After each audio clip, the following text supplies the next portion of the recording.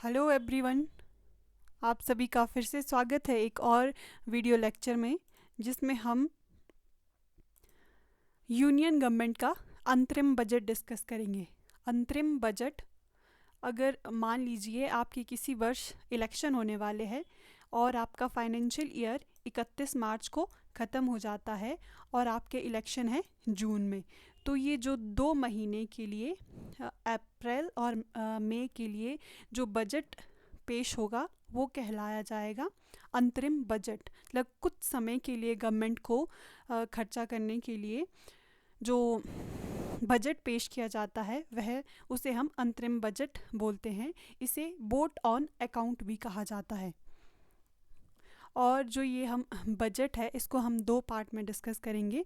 पहले हम देखेंगे की फीचर ऑफ बजट और फिर हम देखेंगे जो फिगर्स होती हैं बजट की, क्योंकि आपके एग्ज़ाम में fiscal deficit, revenue deficit, effective revenue deficit, ये सारी फिगर्स पूछी जाती है। उसको हम सेकंड पार्ट में डिस्कस करेंगे और हम कोशिश करेंगे कि हम इसे पूरी एक ही वीडियो में कवर कर लें। So let's start. तो जो बजट है, बजट में इस डॉक्यूमेंट में आपको क्या क्या जानने को मिलेगा।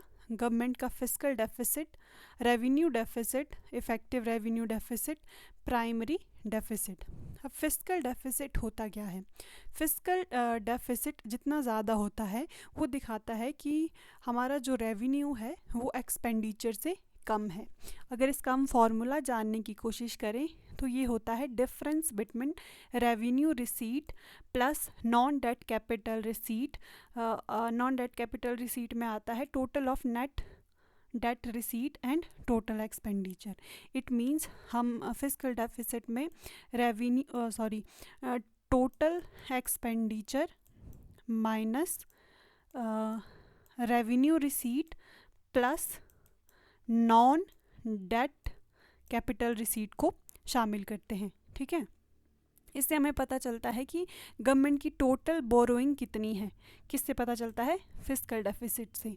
रेवेन्यू डेफिसिट होता है जब रेवेन्यू रिसीट को रेवेन्यू एक्सपेंडिचर से माइनस किया जाता है, हमारे पास बचता है रेवेन्यू डेफिसिट। एक कॉन्सेप्ट 2011-12 में लाया गया था, इफ़ेक्टिव रेवेन्यू डेफिसिट, क्योंकि उस समय जो रेवेन्यू डेफिसिट की फ़िगर है वो बहुत ज़्यादा दिख रही थी। तो इसको कम करने के लिए एक नया कॉन्सेप्ट इंट्रोड्यूस किया गया जिसका नाम था इफ़ेक्टिव रेवेन्यू डेफिसिट। ये क्या होता है? Revenue deficit minus grant in aid for creation of capital asset. It means कि हम रेवेन्यू एक्सपेंडिचर में कुछ ऐसा खर्चा करते हैं जो इनडायरेक्टली कैपिटल एक्सपेंडिचर होता है, उसको हम माइनस कर देते हैं रेवेन्यू डेफिसिट से। ओके, फिर हमारे पास एक आता है प्राइमरी डेफिसिट। ये क्या होता है?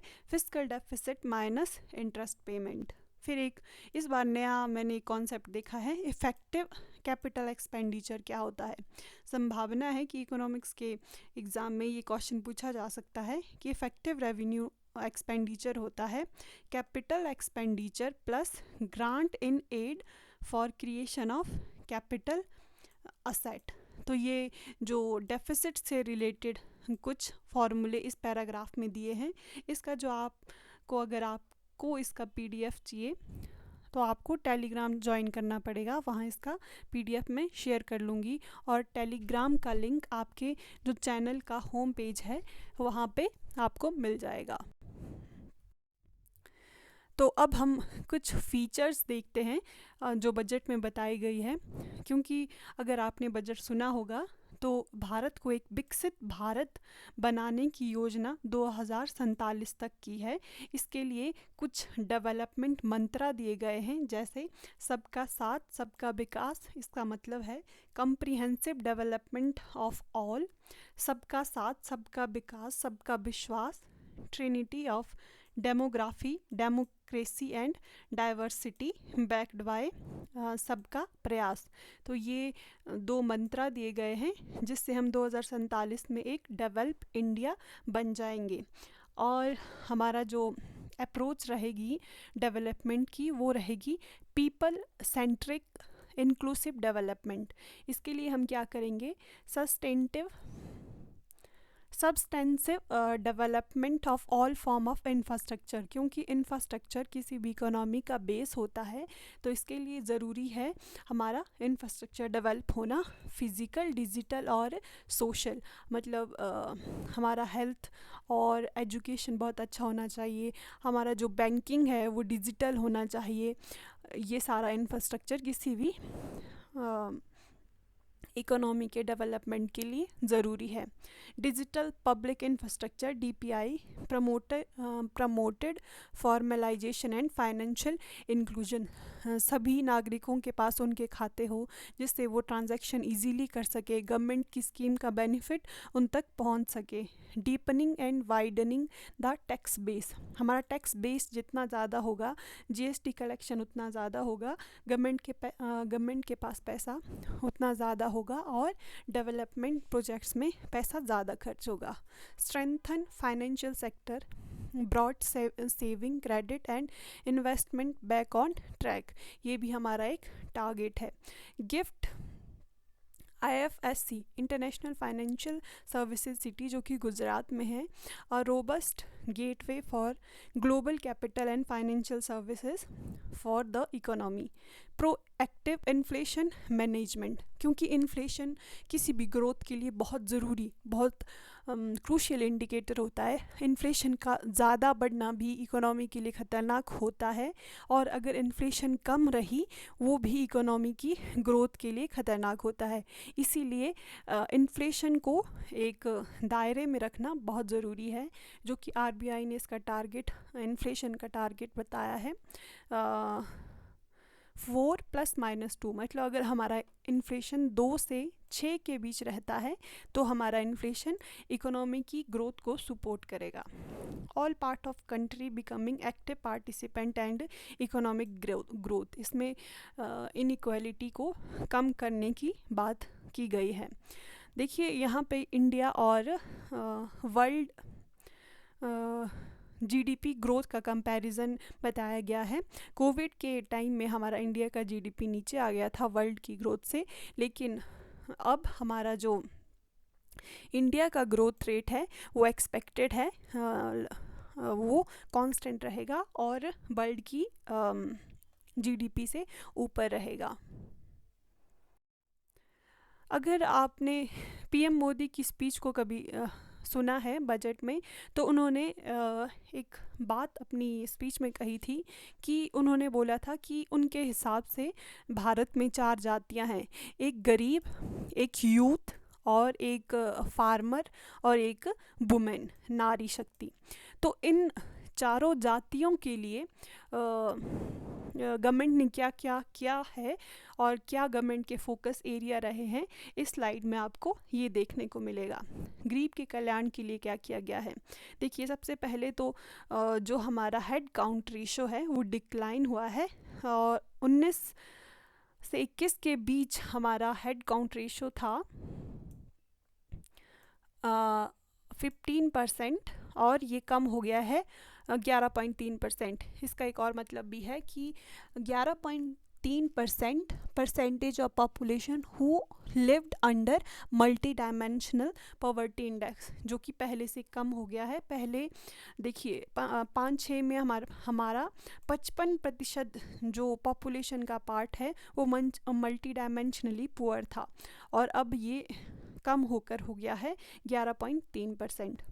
और DBT direct benefit transfer has led to saving of 2.7 lakh crore, क्योंकि सेविंग ही आगे इन्वेस्टमेंट का रूप लेती है, तो इसीलिए यहाँ पे हाईलाइट किया गया है कि हमारा जो खाते खोलने के लिए एक स्कीम चलाई गई है प्रधानमंत्री जन धन योजना, तो उसमें ये जो सेविंग अमाउंट है ये जमा हुआ है।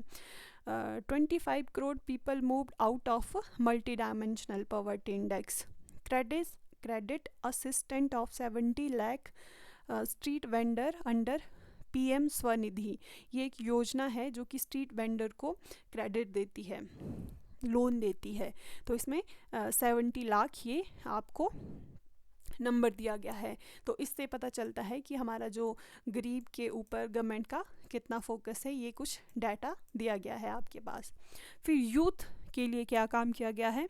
Increased in PM Shri budget allocation.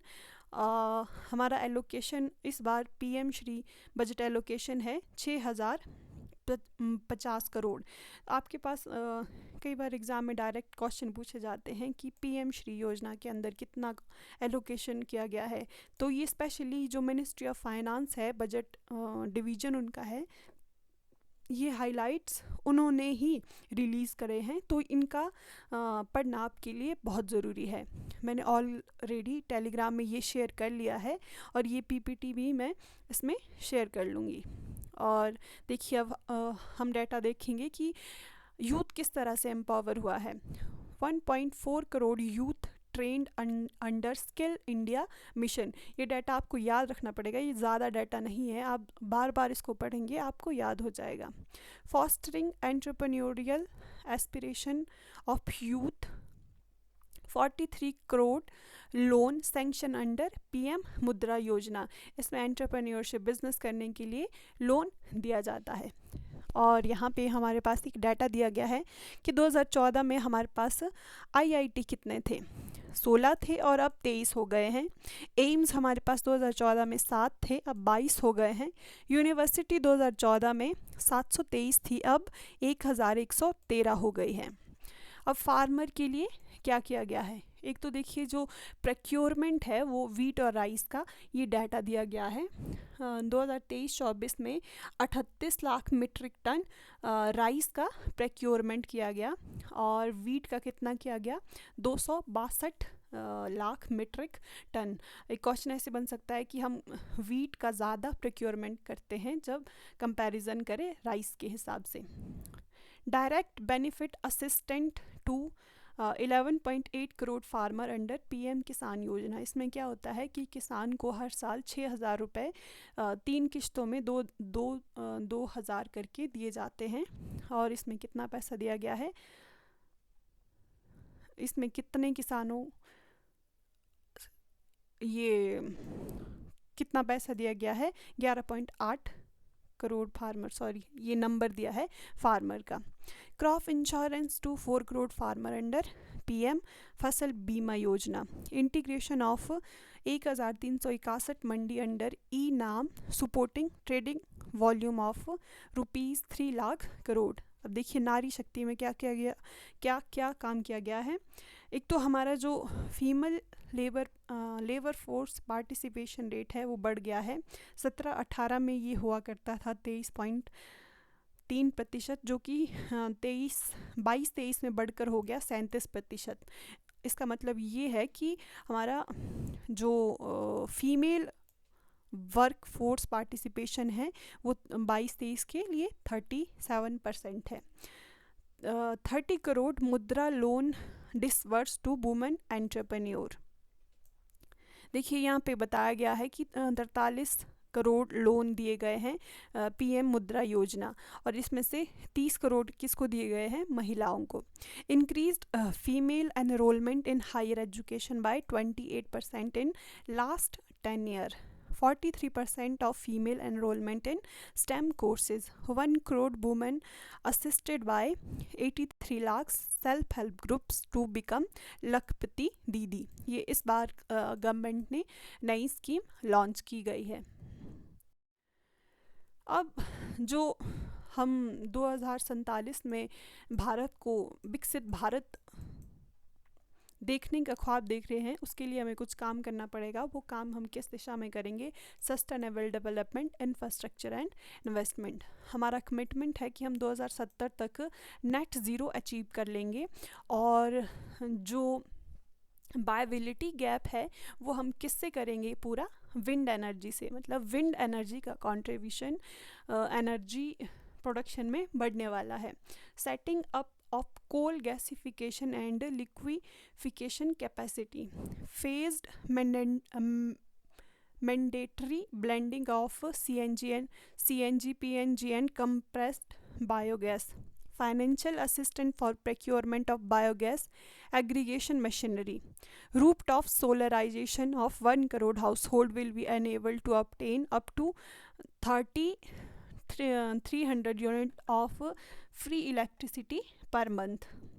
adoption of e-buses for public transport network, strengthening e-vehicle ecosystem by supporting manufacturing and charging, new scheme of biomanufacturing and bio foundry to be launch to support environment friendly alternative. क्योंकि जो ये budget है वो अंतरिम budget है, इसमें complete जो scheme है वो नहीं बताई गई है। वो इलेक्शन के बाद जो बजट आएगा वो उसमें हम डिटेल में देखेंगे।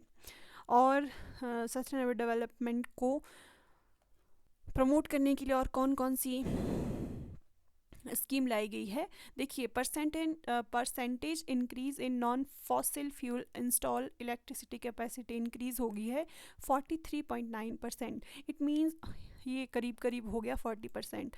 हम अभी भी अपना 56% का प्रोडक्शन है वो फॉसिल फ्यूल से कर रहे हैं।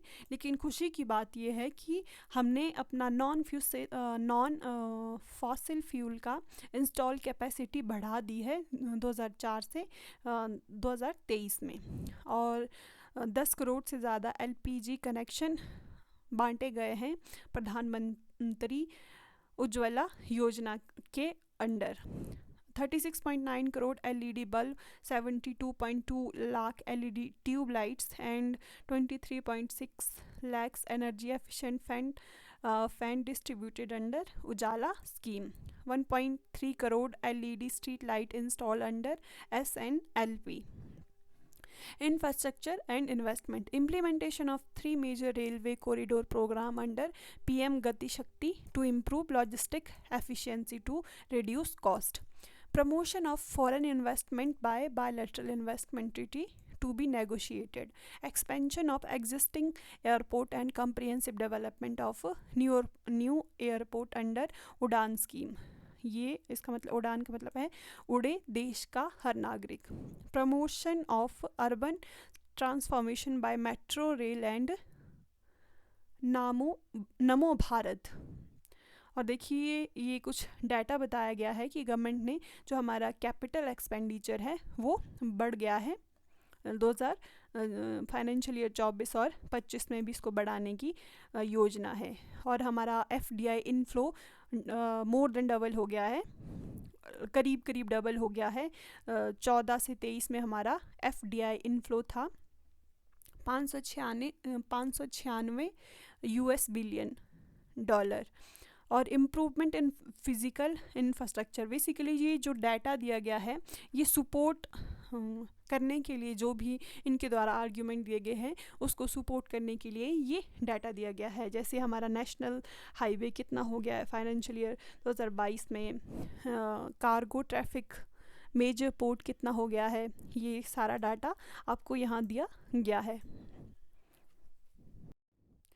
फिर हमारा आता है इंक्लूसिव डेवलपमेंट। और इंक्लूसिव डेवलपमेंट में हम क्या कर रहे हैं, एस्पिरेशनल डिस्ट्रिक्ट प्रोग्राम, ये नीति आयोग इसको इनिशिएट करता है और इसमें 112 डिस्ट्रिक्ट आइडेंटिफाई किए गए हैं। हिमाचल में जो चंबा डिस्ट्रिक्ट है वो एस्पिरेशनल डिस्ट्रिक्ट है और वो अभी जो नीति आयोग ने एक इंडेक्स रिलीज़ किया था उसमें चंबा ऑल ओवर स्टेट में मतलब 112 डिस्ट्रिक्ट में सब दूसरे स्थान पे आया था।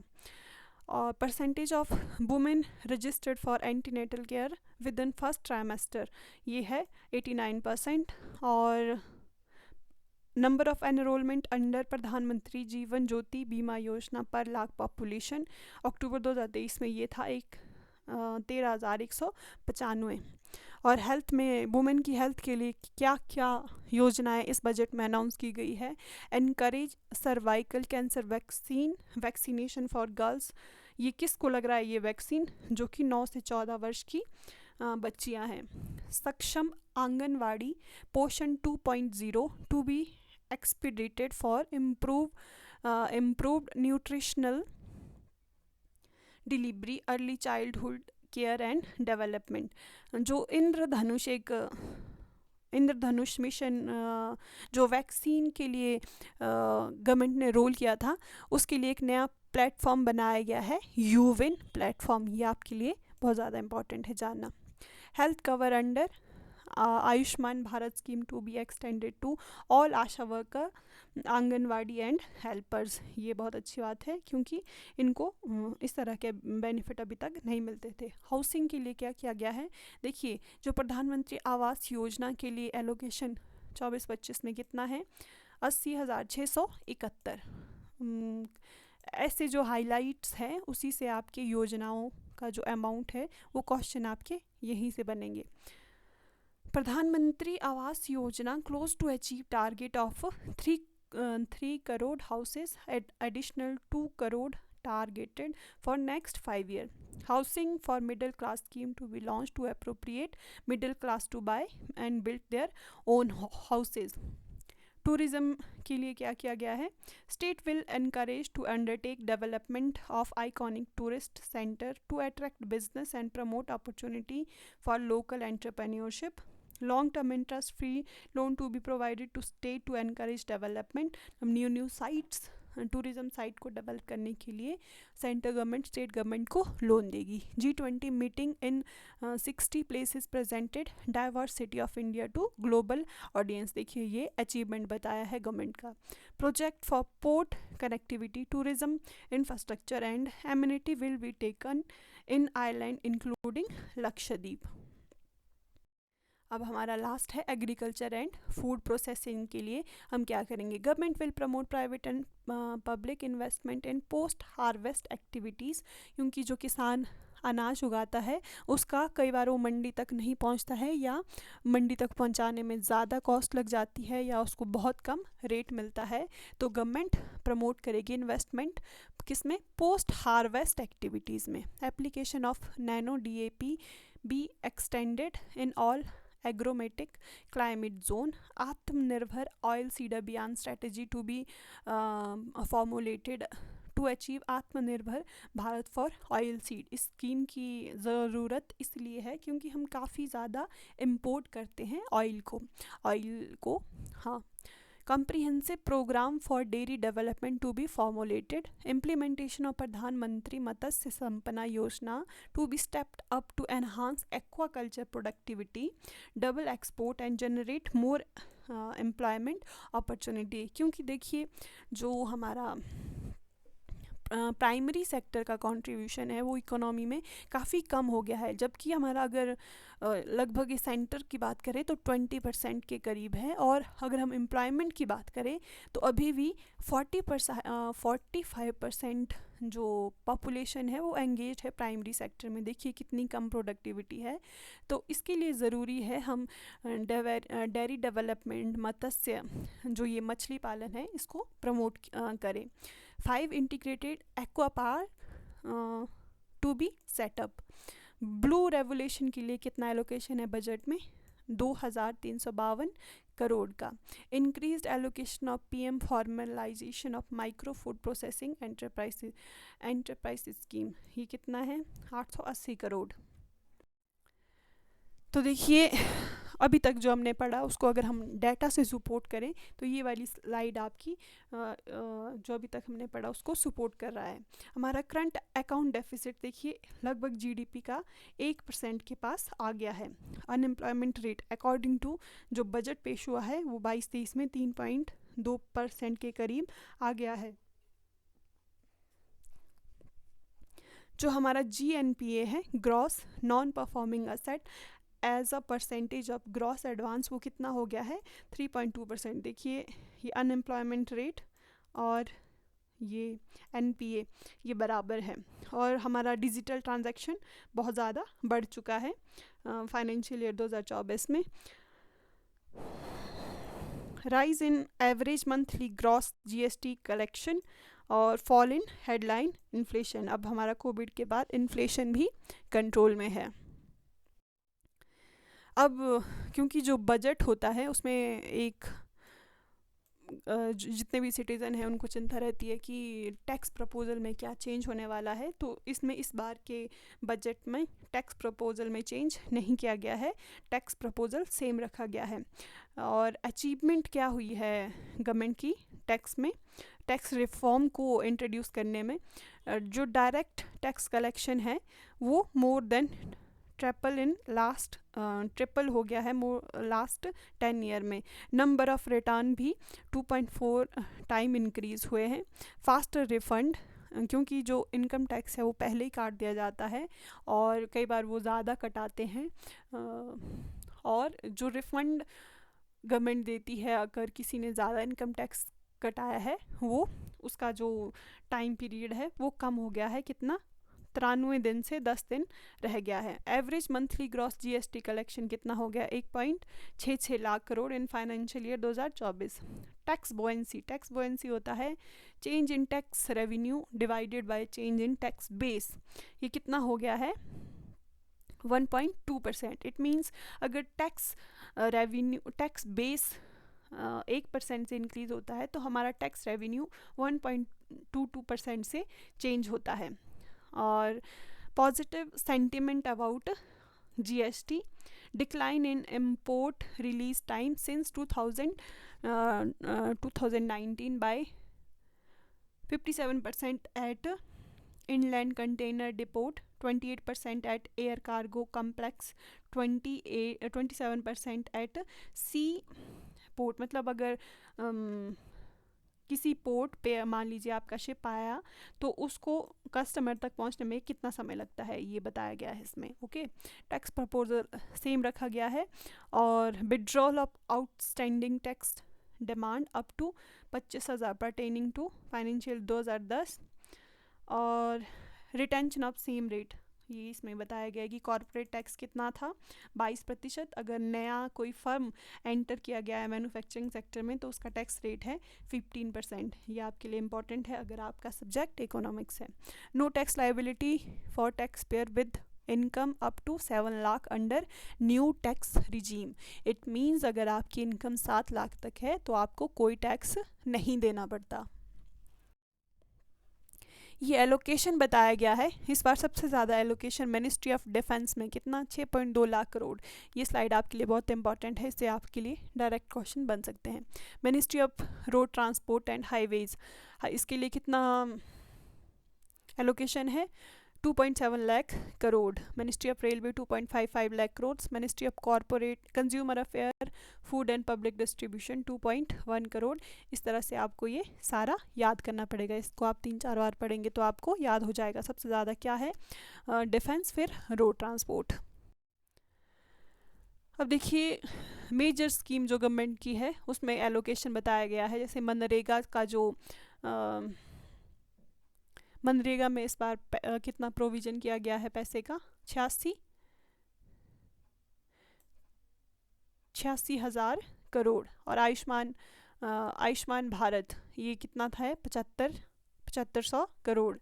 और PLI production link incentive scheme 6200 crore.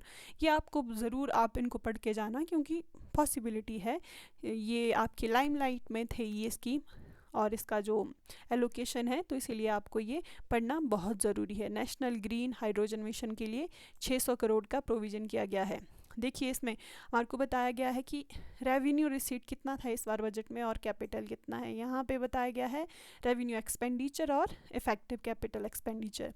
Revenue receipt हमारा है 30 लाख करोड़ और देखिए और रेवेन्यू रिसीट है 30 लाख करोड़ और एक्सपेंडिचर है 36 लाख करोड़। तो सीधे सीधे 6 का डिफरेंस यहाँ पे सीधे सीधे किस में आ गया? रेवेन्यू में। और कैपिटल रिसीट है हमारा 17.6 लाख करोड़ और इफ़ेक्टिव कैपिटल एक्सपेंडिचर है 15 लाख करोड़। इट मीन्स हमारा जो कैपिटल रिसीट है वो ज़्यादा है किससे? इफ़ेक्टिव कैपिटल एक्सपेंडिचर से। इस तरह की फिगर है उसको बिल्कुल भी इग्नोर ना करें। अब ये जो स्लाइड है ये बहुत ज़्यादा इम्पॉर्टेंट है। इससे हमें पता चलता है कि जो गवर्नमेंट को रिसीट आ रही है वो सबसे ज़्यादा कहाँ से आ रही है? रुपीज़ कम फ्रॉम सबसे ज़्यादा हम क्या कर रहे हैं जी? लोन ले रहे हैं। हमारा 28% हमारा पैसा कहाँ से आ रहा है? लोन से। उसके बाद हमारा 19% पैसा आ रहा है इनकम टैक्स से। उसके बाद हमारा 18% पैसा आ रहा है गुड्स एंड सर्विसेज टैक्स से। उसके बाद कॉरपोरेशन टैक्स से। उसके बाद हमारा नॉन डेट कैपिटल रिसीट से कम आपको ये 5 होना ही चाहिए याद। देखिए सबसे ज़्यादा किससे आ रहा है, ये हो गया 1, हम जो उधार लेते हैं ये हो गया 2, उसके बाद है हमारा 3 जीएसटी, उसके बाद हमारा है कॉरपोरेशन टैक्स, उसके बाद हमारा है ये नॉन टैक्स रिसीट 5। और ये जो कंपैरिजन बताया गया है पिछली बार से कि 2023-24 में हमारा क्या था बजटेड, तो हमने हमारा 32% हमने पिछली बार लोन लिया था, तो वो इस बार खुशी की बात है कि हमने ये कम कर दिया है। और इनकम टैक्स का कंट्रीब्यूशन 16 से 19 हो गया है, जीएसटी का भी 16 से 18 हो गया है। ओके, ये आपको ज़्यादा क्लियर बताएगा, एक ज़्यादा क्लियर पिक्चर है। सबसे ज़्यादा किसका कहाँ से हमें पैसा आ रहा है, बोरोइंग अदर लाइबिलिटी से 28%, उसके बाद जी इनकम टैक्स नंबर 2, फिर हमारा जीएसटी, फिर हमारा कॉरपोरेशन टैक्स, फिर हमारा नॉन टैक्स रिसीट, उसके बाद है हमारा यूनियन एक्साइज ड्यूटी, उसके बाद है कस्टम ड्यूटी, फिर हमारा है नॉन डेट कैपिटल रिसीट। अब हमारे पास पैसा आ गया तो हम उसको खर्च भी करेंगे, तो सबसे ज़्यादा खर्च हम कहाँ कर रहे हैं। जाहिर सी बात है कि अगर हम 28% लोन ले रहे हैं तो उसके लिए हमें ब्याज भी देना पड़ेगा, तो हमारा जो सबसे ज़्यादा शेयर है वो जाता है इंटरेस्ट पेमेंट पे, इस इंटरेस्ट पेमेंट पर। और इस बार ये थोड़ा जो इंटरेस्ट पेमेंट के साथ कंपटीशन किया है शेयर ऑफ स्टेट टैक्सेस ने, ये भी 20% है। ये दोनों इस बार पहले नंबर पे आए हैं। उसके बाद हमारा है, उसके बाद क्या है,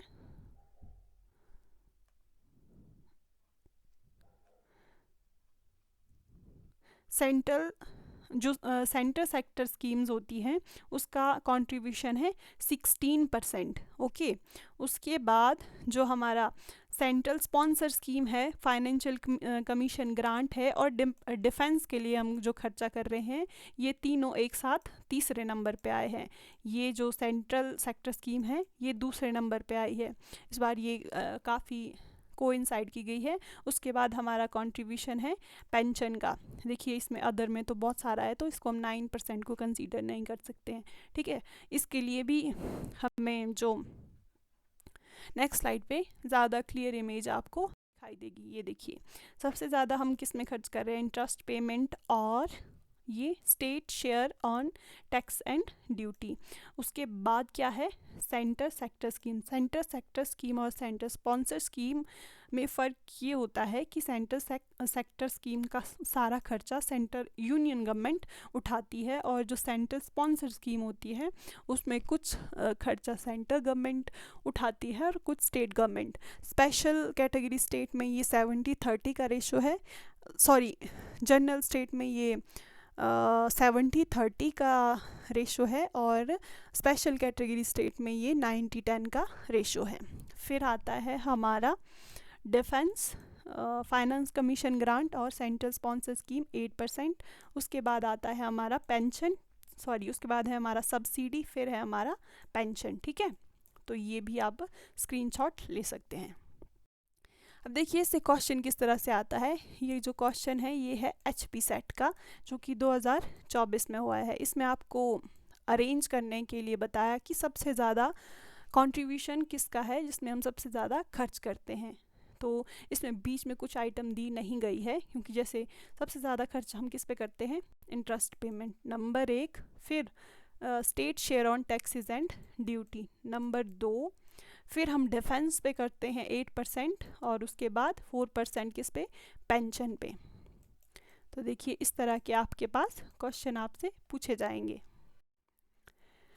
अब फिर से आप देखिए, क्योंकि जो फिस्कल डेफिसिट है, डेफिसिट से रिलेटेड कोई भी स्टैटिस्टिक्स है उसमें आपसे फिगर पूछी जाती है as a percentage of GDP। जो ये ब्रैकेट्स में फिगर्स दी गई हैं ये सारी दी गई हैं as a percentage of GDP। तो हमारा फिस्कल डेफिसिट 24-25 में कितना अनुमानित है, 5.1% of GDP, revenue deficit 2%, effective revenue deficit 0.8%, primary deficit 1.5%। देखिए जो हम लोन लेते हैं उसका सोर्स क्या है, वो सोर्स आपके पास यहाँ दिए गए हैं। इस बार जो हिंदी वाले स्टूडेंट हैं उनको भी मुझे लगता है कोई शिकायत नहीं रहेगी, क्योंकि इसमें हिंदी भी शामिल कर दी गई है। तो हम सबसे ज़्यादा लोन किससे लेते हैं, मार्केट बोरोइंग से। ओके, उसके बाद हम लेते हैं सिक्योरिटी अगेंस्ट स्मॉल सेविंग, उसके बाद हम लेते हैं शॉर्ट टर्म बोरोइंग, मतलब जो टी बिल ट्रेजरी बिल होते हैं उसके बिहाफ पे गवर्नमेंट लोन लेती है। फिर स्टेट प्रोविडेंट फंड, फिर एक्सटर्नल डेट। इसका जो डायग्रामेटिकली आगे दिखाया गया है वहाँ आपको ज़्यादा क्लियर होगा। देखिए जो इस बार फिस्कल डेफिसिट है वो 5.1 है, उससे पहले ये आपको लगभग 4 साल का याद रखना पड़ेगा, इसमें कोई और ऑप्शन नहीं है, ये आपको याद ही करना पड़ेगा। फिर आपके पास रेवेन्यू डेफिसिट दिया गया है, फिर इफेक्टिव रेवेन्यू डेफिसिट ग्रीन में, और फिर प्राइमरी डेफिसिट आपका ये दिया गया है। ये आपको जितनी बार आप इसको पढ़ेंगे आपको उतना ज़्यादा ये याद रहेगा। इसमें आपको सोर्स बताए हैं कि हम कहाँ कहाँ से लोन लेते हैं। सबसे ज़्यादा हम मार्केट से उठाते हैं, उसके बाद नंबर 2 है सिक्योरिटी अगेंस्ट स्मॉल सेविंग, उसके बाद है शॉर्ट टर्म ट्रेजरी बिल। ये आपको अरेंज करने के लिए आ सकता है, सो इसको आप ध्यान से पढ़ना। अब देखिए जो पहली बार इसको देख रहा है कि जो हमारा टैक्स रेवेन्यू रिसीट है उसके 2 पार्ट होते हैं, जैसे कि मैंने पहले भी बताया था, टैक्स रेवेन्यू और नॉन टैक्स रेवेन्यू। अब नॉन टैक्स रेवेन्यू में क्या होता है, interest receipt, dividend and profit, external grant, non debt, other non tax revenue, receipts of union territory. और टैक्स रेवेन्यू में ये सारे टैक्सेस आपके पास होते हैं। और कैपिटल रिसीट में 2 होते हैं, नॉन डेट कैपिटल रिसीट, जैसे डिसइन्वेस्टमेंट करके जो गवर्नमेंट को इनकम आई वो होगी नॉन डेट कैपिटल रिसीट। और डेट तो आपने देख लिया, ऐसे मार्केट बोरोइंग, स्मॉल सेविंग के अगेंस्ट जो गवर्नमेंट ने लोन उठाया वो हो गया कैपिटल रिसीट। तो ये सारा आपका रेवेन्यू रिसीट या टोटल रिसीट का ब्यौरा आपके पास दिया गया है। अब अगर हम ग्रोथ की बात करें तो डायरेक्ट टैक्स में 24-25 में ग्रोथ एक्सपेक्टेड है 6.7% की, और इनडायरेक्ट में 4.9, ओवरऑल ग्रोथ है हमारी 11.7%। ये भी इम्पॉर्टेंट है। और आपका जो यहाँ पे आपके पास नंबर्स में फिगर दी गई है इन लैक्स करोड़ में, और सबसे ज़्यादा क्या है हमारे पास, नेट सेंटर टैक्स रेवेन्यू, मतलब जो गवर्नमेंट सेंटर यूनियन गवर्नमेंट को जो पैसा कितना होगा 24-25 में प्राप्त, वो होगा 26 लाख करोड़, और 4 लाख करोड़ नॉन टैक्स से, और 0.8 नॉन डेट कैपिटल रिसीट से। ठीक है, ये आपको ग्रोथ बताई गई थी, यहाँ एब्सोल्यूट नंबर में आपके पास फिगर्स दी गई हैं। अब जो हमने पीछे देखा था रिसीट का बाइफर्केशन, और यहाँ पे एक्सपेंडिचर का बाइफर्केशन आपके पास दिया गया है। इसमें सेंटर एक्सपेंडिचर और ट्रांसफर जो करती है यूनियन गवर्नमेंट वो बताया गया है आपको, और जिसमें एस्टेब्लिशमेंट इन्वेस्टमेंट देखिए, सेंटर सेक्टर स्कीम, अदर जो इंटरेस्ट देती है, क्योंकि जो सेंटर गवर्नमेंट भी लोन जो स्कीम चलाती है उसके लिए वो लोन लेती है, और उस पर जो इंटरेस्ट सेंटर गवर्नमेंट को देना पड़ता है उसका खर्चा ये रहा। और एक ही स्लाइड में आपको रेवेन्यू एक्सपेंडिचर और कैपिटल एक्सपेंडिचर का ब्यौरा दिया गया है। और अगर आपने ये जानना है कि किस आइटम पे कितना गवर्नमेंट खर्च कर रही है, तो ये आपके पास फिगर्स में ये आइटम है और ये खर्चा दिया गया है। अगर आपको इसको डायग्रामेटिकली समझना है तो सबसे ज़्यादा हम पैसा खर्च करते हैं इंटरेस्ट पेमेंट, फिर ट्रांसपोर्ट, डिफेंस, फिर सब्सिडी, और फिर transfer to states, rural development. और यहाँ पे आपके पास दिया गया है कि कितना खर्चा किस डिपार्टमेंट को गवर्नमेंट कर रही है इस बार। ट्रांसपोर्ट को सबसे ज़्यादा किया जा रहा है, फिर rural development, agriculture, education, health, energy and social welfare. ये भी आप एक बार फिगर सारी पढ़ सकते हैं। और जो गवर्नमेंट ट्रांसफ़र करती है वो किस किस आइटम पे करती है, devolution of state share in taxes. I know कि ये फिगर्स पढ़ना आपके लिए काफ़ी मुश्किल रहेगा, लेकिन यकीन मानिए क्वेश्चन आपके बजट से रिलेटेड इससे ज़्यादा कॉम्प्रिहेंसिव वीडियो नहीं हो सकती। इसमें मैंने 3 डॉक्यूमेंट, बजट इन ब्रीफ जो गवर्नमेंट का होता है, AFS होता है, एक एक्सप्लेनेटरी मेमोरेंडम होता है, उन सभी से डाटा मैंने ये सारा फैच किया है और आपके लिए PPT प्रिपेयर की है। देखिए, जो total transfer to state and union territory हम 24-25 में यूनियन गवर्नमेंट करेगी 22.75 लाख करोड़, और composition of transfer to centre मतलब जो ट्रांसफ़र भी करेगी वो सबसे ज़्यादा क्या करती है गवर्नमेंट। जैसे हम जो टैक्स है वो देते हैं सेंट्रल गवर्नमेंट को या यूनियन गवर्नमेंट को डायरेक्ट, जैसे इनकम टैक्स हम यूनियन गवर्नमेंट को देते हैं, फिर जो यूनियन गवर्नमेंट है वो स्टेट को कुछ प्रोपोर्शन के हिसाब से बांटती है, तो वो सबसे ज़्यादा 12.20 लाख करोड़ डेवल्यूशन है, फिर फाइनेंस कमीशन, फिर scheme related and other transfer, फिर है फाइनेंस कमीशन ग्रांट्स। इस बार का जो बजट साइज़ है अंतरिम बजट का वो है 47.66 लाख करोड़, जिसमें से हमें नेट टैक्स रिसीट्स हैं 26.02 और कैपिटल रिसीट है 67.64। फिर ये आपका एक्सपेंडिचर का ब्यौरा है, और ये यहाँ से आगे जो आपकी 3 स्लाइड है उसमें अगर आपको हर एक आइटम में जानना है कि कितना खर्चा किया गया है, वैसे तो मैंने यहाँ से पीछे जितने भी आइटम का आपको एक्सपेंडिचर बताया है, जितनी भी स्कीम का एक्सपेंडिचर बताया है, जैसे मनरेगा का हम एक्सपेंडिचर पढ़ चुके हैं, हम जो भी इम्पॉर्टेंट है, प्रधानमंत्री आवास योजना का हम पढ़ चुके हैं, आयुष्मान भारत का हम पढ़ चुके हैं, नारी शक्ति के लिए जो भी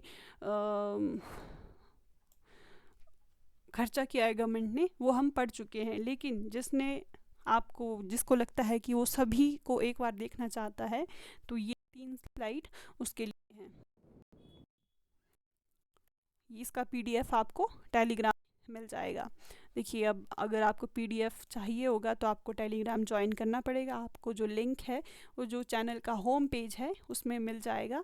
और अगर ये वीडियो आपको पसंद आती है तो मैं नेक्स्ट वीडियो इसके MCQ क्वेश्चन पे लाने की कोशिश करूँगी। और आपको ये वीडियो कैसी लगी आप ज़रूर अपना फीडबैक ज़रूर दें, और अगर आप यहाँ तक बने हुए हैं तो आपका बहुत बहुत धन्यवाद वीडियो को देखने के लिए।